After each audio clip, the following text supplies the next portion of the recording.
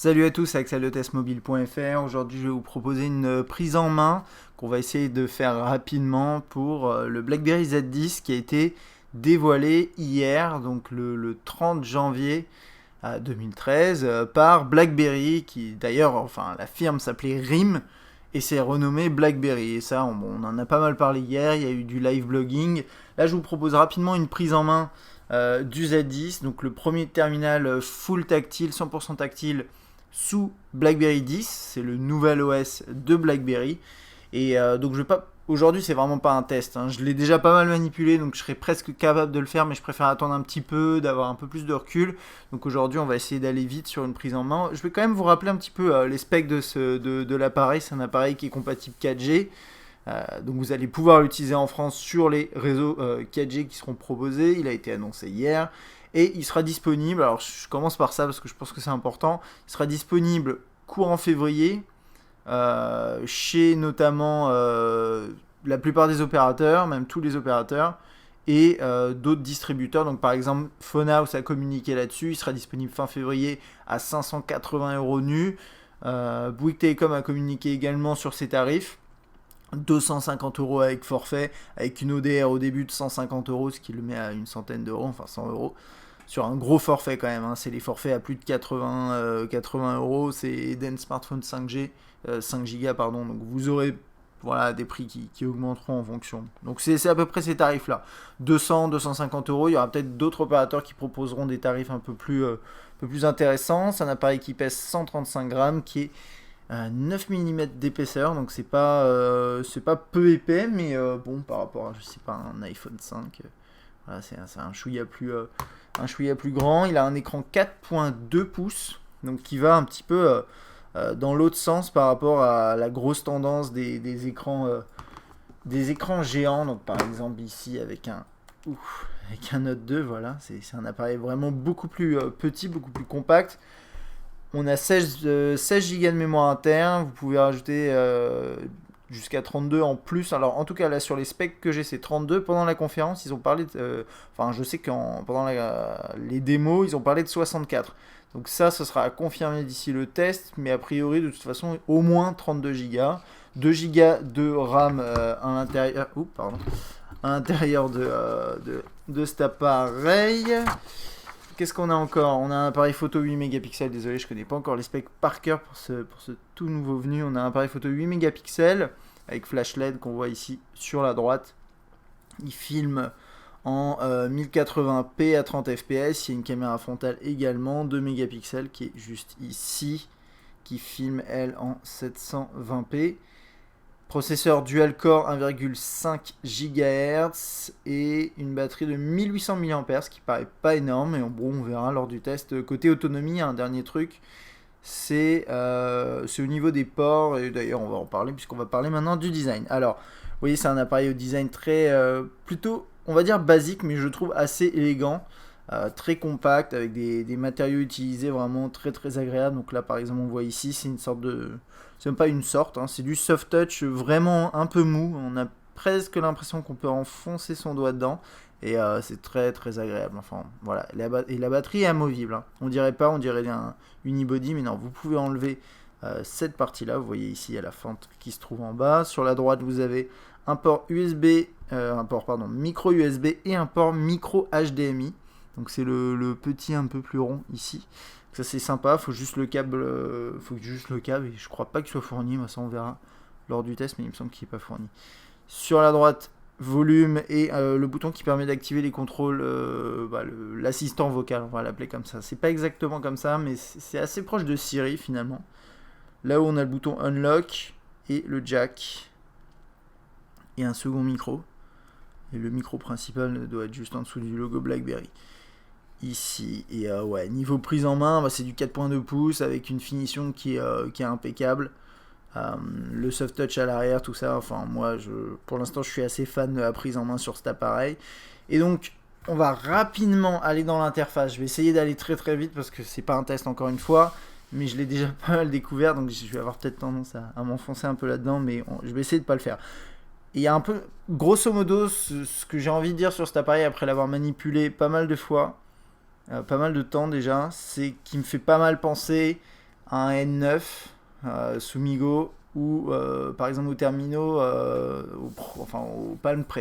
Alors pourquoi ? Parce que c'est un nouvel OS, un nouveau système, et que c'est 100% optimisé pour le tactile. Alors vous allez me dire, c'est pas très bon signe vu ce que sont devenus ces deux terminaux, et c'est tout à fait vrai. Alors après on verra comment ça va se concrétiser, mais en tout cas niveau interface ça ressemble beaucoup à ça, quoi. Déjà par rapport à Migo, c'est très très proche parce qu'on a un système de multitâche ici, il n'y a pas de page d'accueil à proprement parler, c'est ça la page d'accueil, avec le système de multitâche via un geste. Vous avez vu aussi le unlock qui peut se faire de manière tactile. Ça, typiquement, on l'avait aussi sur le N9. Là, on a des notifications. Et puis ensuite, on rentre dedans. Ça, c'est les applications. Il y en a jusqu'à 8 qui peuvent qui sont en multitâche. Vous pouvez les fermer également de cette façon-là.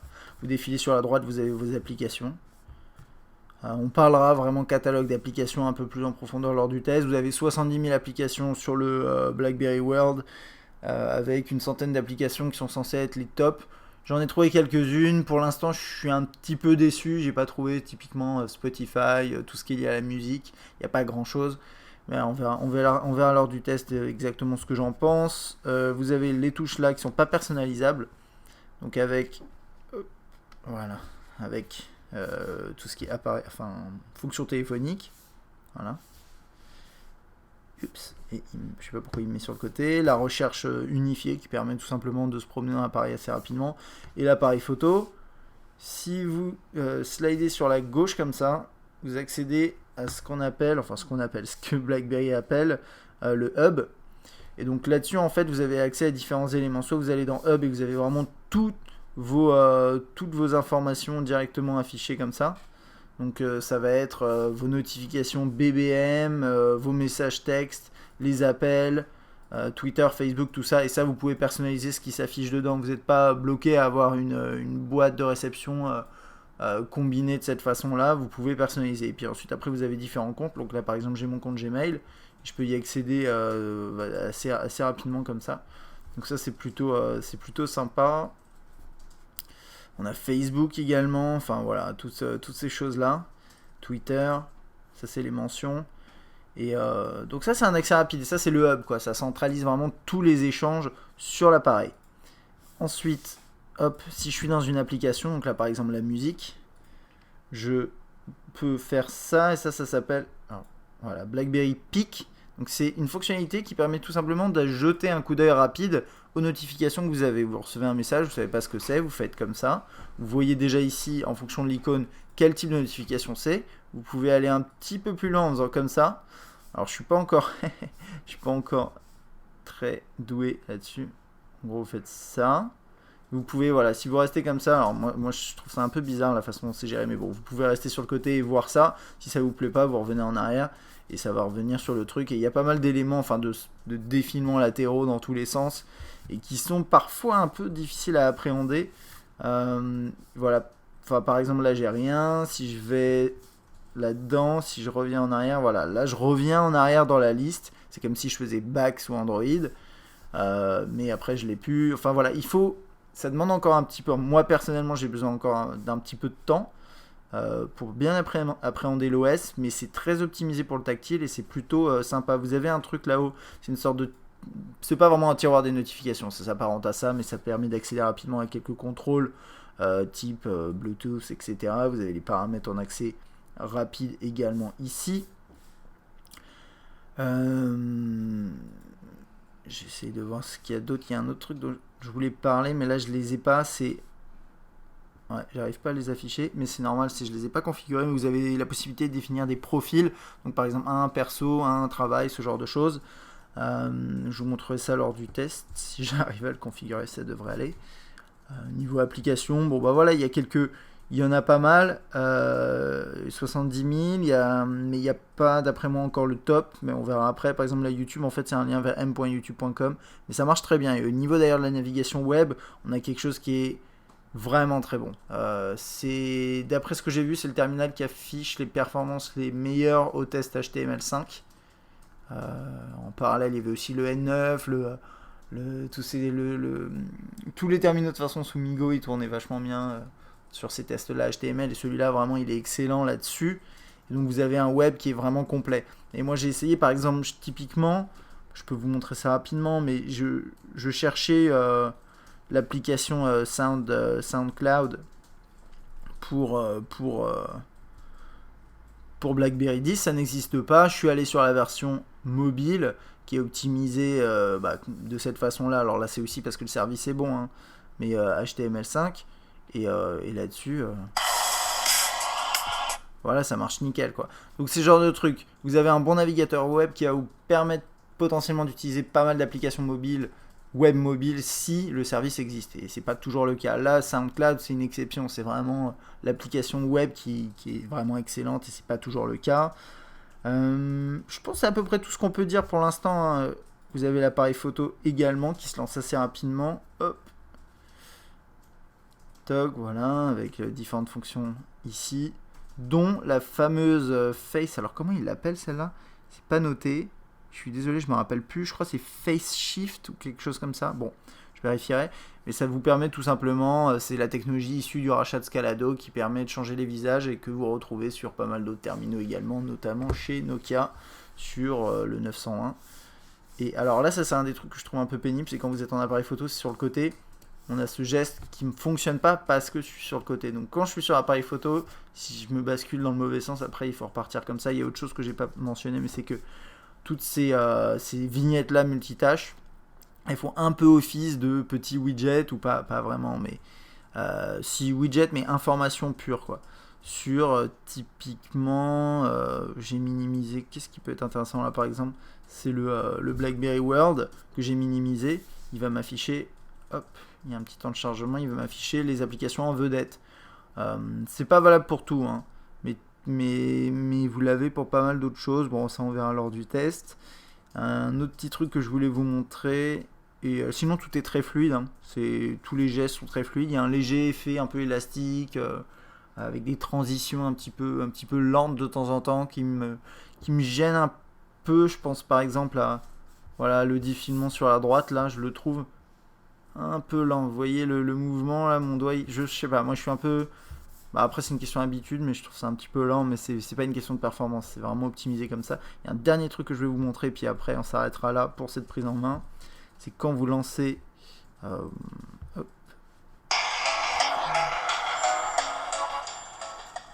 Donc déjà vous voyez l'icône, je trouve tout ça, cette petite pop-up, elle fait très penser à iOS, mais en soi c'est pas un problème. Donc là j'ai lancé de la musique. Je peux continuer bien sûr à lire mon morceau, etc. Si vous faites moins, voilà, volume moins ou volume plus, vous avez le volume qui s'ajuste et vous avez un petit lecteur qui s'affiche. Alors ce qui est un peu étrange, c'est que c'est le seul endroit où il y a un lecteur en accès rapide qui va s'afficher. Et pour pouvoir l'afficher, il faut augmenter ou baisser le volume. Parce que quand j'appuie une fois, ça baisse ou ça augmente le volume. Donc je trouve ça un peu bizarre. Mais il y a un autre truc qui permet de compenser un peu ça. Ce système un peu particulier, je trouve. C'est... J'ai configuré, enfin ça se règle dans les réglages. Mais si vous restez appuyé par exemple sur volume moins. Voilà, il va faire morceau précédent. Volume plus. Morceau suivant. Voilà. Mais bon, donc je pense que c'est une question d'habitude tout ça, mais ça a l'air de marcher très bien. Il y a pas mal de systèmes intelligents intégrés.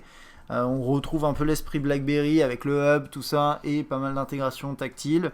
Une nouvelle façon de voir les choses au niveau de la gestion des apps, sans pour autant trop chambouler, je trouve, le marché. Enfin, alors, je sais pas pourquoi il veut absolument basculer en paysage. Pour l'instant, j'ai pas vu trop de bugs, mais je pense qu'on va en trouver quelques-uns. J'en ai vu notamment autour de, par exemple, ça c'est mon application WordPress. En fait, elle est dispo, mais c'est une application typiquement portée d'Android. Et donc, il y a quelques petites interactions qui sont vraiment bizarres, qu'il faut appréhender. Il y a un dernier truc, allez. Je parle de ce dernier élément, et après, on arrête, parce que sinon, ça va pas être possible. C'est le nouveau clavier. Et donc, il est clairement optimisé pour l'écriture à une main. Je vais vous montrer ça rapidement. Par exemple, je commence à taper, je vais écrire salut. Et donc, S-A, la prochaine lettre c'est L, donc il m'affiche le mot salut sur le L. Et ensuite, je fais un petit geste sur le O et ça m'écrit salut. Donc, salut les. Hop, je tape M, il va mettre ami. Alors, faut lui faire au début, enfin, pour l'instant, il n'a pas compris exactement ce que je voulais généralement. mais à terme il va bien comprendre. Là, je pense que lors du test il devrait être assez efficace, et ça va vous permettre finalement de quasiment plus regarder les touches et de swiper comme ça vers le haut en faisant confiance au système, et il devrait vous trouver les mots qu'il vous faut à chaque fois. Parce que je trouve quand même que l'écriture, voilà, que vous voyez ici au-dessus des lettres, il est très peu lisible. Enfin, c'est très très peu lisible, et du coup quand vous écrivez, vous n'avez pas forcément le temps de regarder les mots qu'il y a écrits, les mots qu'il y a écrits à l'écran. Donc voilà, ça c'est une des choses, mais sinon il est très, très intéressant. Donc ça on va l'explorer un peu plus, et puis vous avez aussi un geste comme ça qui permet de le cacher, qui est important pour révéler les boutons qu'il y a en dessous, qui ne sont pas forcément toujours accessibles. Puis c'est à peu près tout aujourd'hui. Ok, donc j'espère que cette petite prise en main vous a plu. Elle est un peu plus longue que d'habitude, mais c'est parce que on a l'appareil là sous la main, je viens juste de le recevoir. Je l'ai manipulé quelques heures, j'estime pas être encore assez expérimenté en BB10 pour vous proposer un test, puisque c'est un nouvel OS et j'ai envie de faire ça bien. Donc si vous avez des questions sur cet appareil, des remarques spécifiques que je peux prendre en compte lorsque je ferai le test, n'hésitez pas à laisser des commentaires, c'est important. Donnez aussi votre avis pour l'instant, ce que vous pensez, ce Z10. Est-ce que vous aimez le design? Je sais qu'il y en a qui n'aiment pas trop. Moi je le trouve assez intéressant, même si c'est peu original. N'hésitez pas à donner votre avis.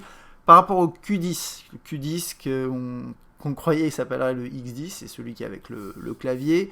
On n'a pas pu vraiment lors de l'événement faire de vidéos de prise en main, ils refusaient à ce qu'on les fasse des vidéos, il y en a qui ont réussi, mais nous on n'a pas pu, donc bon c'est un peu dommage, mais c'est pas grave, ne vous inquiétez pas, lui aussi il sera testé, mais pour l'instant on a beaucoup moins d'infos sur le Q10 que sur le Z10, mais vous inquiétez pas, c'est prévu, on verra juste en fonction de BlackBerry quand est-ce qu'on pourra le faire. Donc voilà, c'est à peu près tout pour cette vidéo, j'espère qu'elle vous a plu. À bientôt.